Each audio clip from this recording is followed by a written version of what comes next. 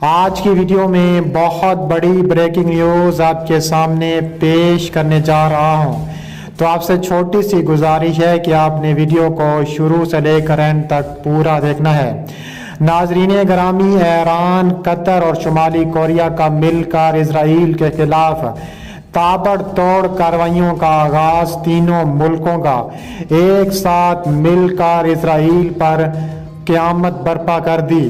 اسرائیل کے بن گوریون ہوائی اڈوں پر تینوں ممالک کی جانب سے 3000 میزائل حملے ایک ساتھ، اسرائیل پر قیامت برپا۔ اسرائیل کے بن گوریون ہوائی اڈے، حیفا ہوائی اڈے، تل ابیب ہوائی اڈے کو نشانہ بنا دیا۔ ہر طرف لاشوں کے مناظر دکھائی دینے لگے۔ اسرائیل میں چیخو پکار، قیامت کا منظر، سڑکوں پر لاشوں کے ڈھیر لگ گئے۔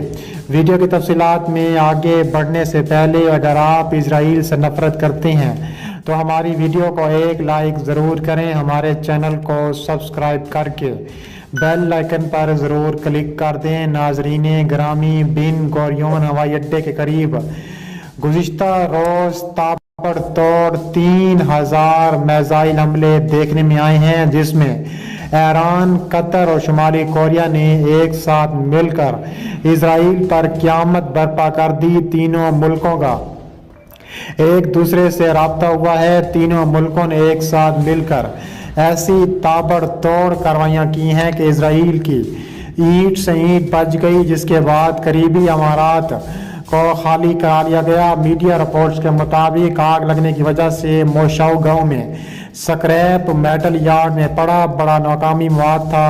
آتش زدگی کے بعد فائر بریگیڈ کے عملے نے فوری طور پر جائے وقوع پر پہنچ کر آگ بجھائی ہے۔ آخری اطلاعات کے مطابق فائر بریگیڈ آگ پر قابو پانے میں کامیاب ہو گیا ہے۔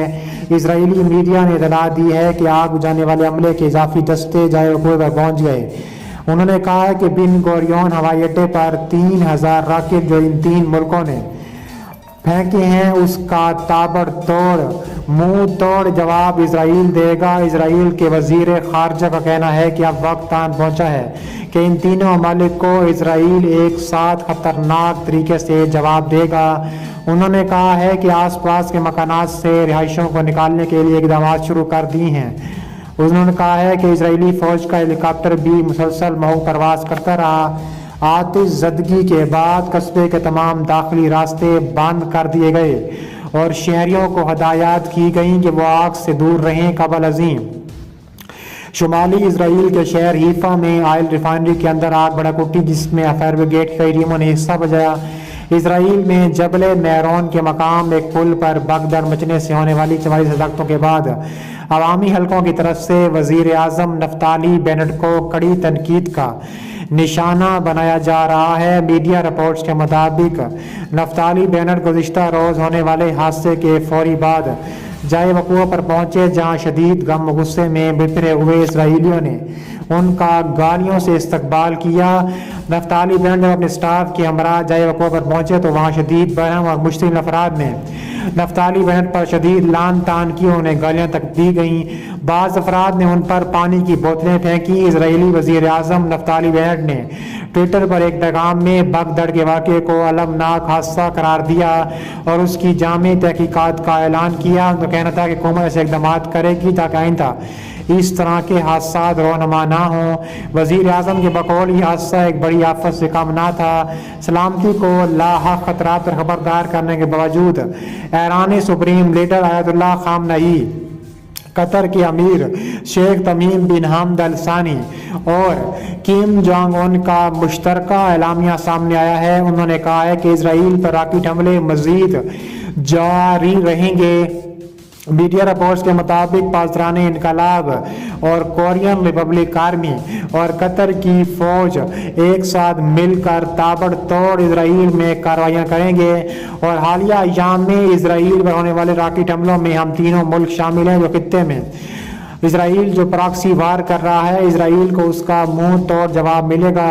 عبداللہ صادقی کا کہنا تھا کہ اسرائیل پر داغے گئے راکٹ کسی ایرانی اڈے سے نہیں چھوڑے گئے، بلکہ ہم تینوں ممالک نے مل کر اسرائیل کو تابڑ توڑ منہ توڑ جواب دیا ہے اور بیرون ملک اسلامی انقلاب کے اڈوں کو استعمال کیا ہے۔